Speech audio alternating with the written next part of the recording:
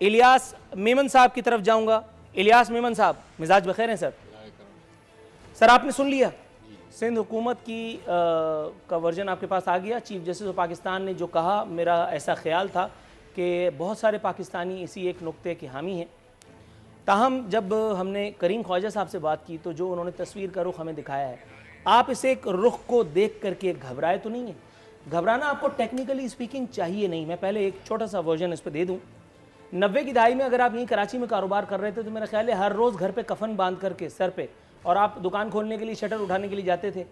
कोई ना कोई कहीं ना कहीं आसपास में कोई ना कोई कम हुआ होगा। कराची में उस ज़माने में एक दिन में 100 लाशें गिरती थीं।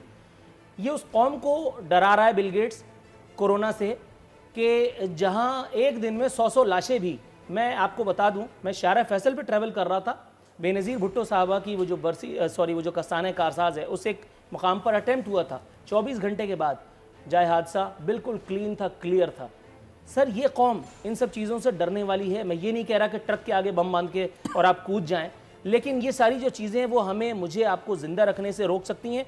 और क्या खुदा ना खास्ता माज़अल्लाह सुप्रीम कोर्ट ने ये इंटरवेंशन जो की है जिस पे सरकार का वर्जन आपके पास आ चुका, आप इस पर क्या कहेंगे? जनाब मेरा सवाल ख़त्म हुआ, शुरू हो जाइए। रिजवान इरफान साहब। मैं आपको बता चलो, देखिए ये जो सेनेटर साहब ने बताया सिलसिला कि आप जो है इतने लोग मर जाएंगे, ये जो 41,000 लोग जो बेचारे इसको चले गए इस बीमारी में, उसका जिम्मेदार कौन है? हम तो नहीं है उसका जिम्मेदार ना, ये तो सरकार की सिलसिला था ना। सिलसिला हमने देखें, हमने सिर्फ सरकार से ये रिक्वेस्ट की कि हमें SOP के तहत कारोबार करने की इजाज़त दी जाए। 2 महीने से ज़्यादा हमारी मार्केटें बंद हैं। हमने सरकार को आप जो है मार्केटें बंद करने की बात करते, चले हम 5 महीने बंद कर देते हैं, लेकिन उसका सब्सिट्यूट तो बताएं, आपका उसका नेबल बता दें।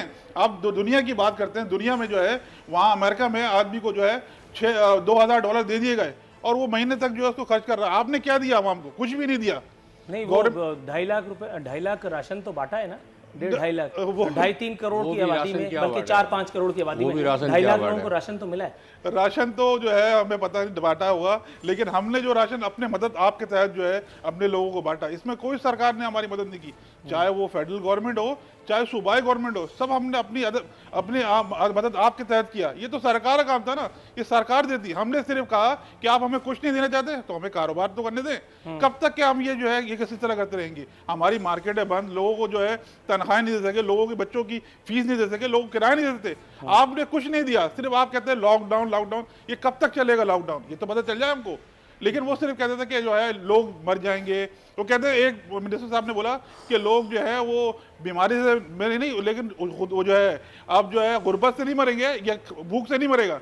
अभी तक की किसी खबर नहीं है भूख से मरने की। जब भूख से मरने की खबर आएगी तो जो है फिर लोगों को राशन दी जाएगा। ये कहाँ का? भूख से मरने की खबरें तो आकर के भी बर्बाद हो गई, उस पर भी कुछ नहीं हुआ। बहरहाल अल्लाह ताला आपके हुस्न ज़न को बरकरार रखे।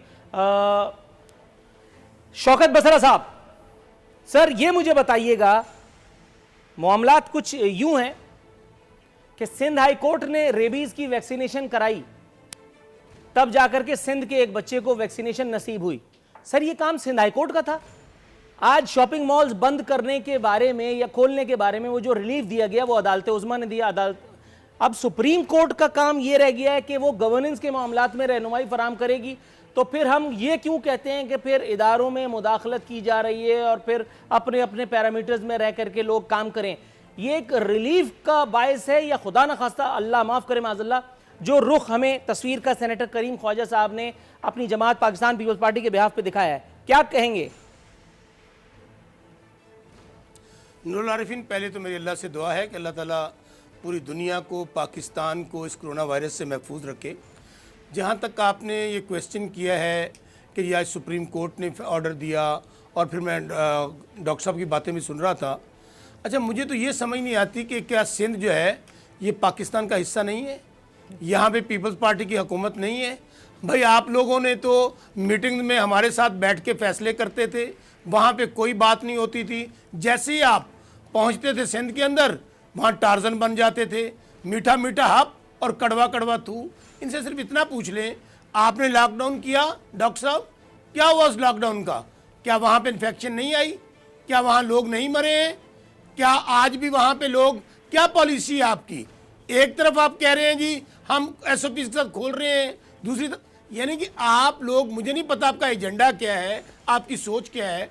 आपको आवाम की डॉक्टर साहब इतनी दर्द होती ना तो लोग कुत्ते काटने से ना मरते।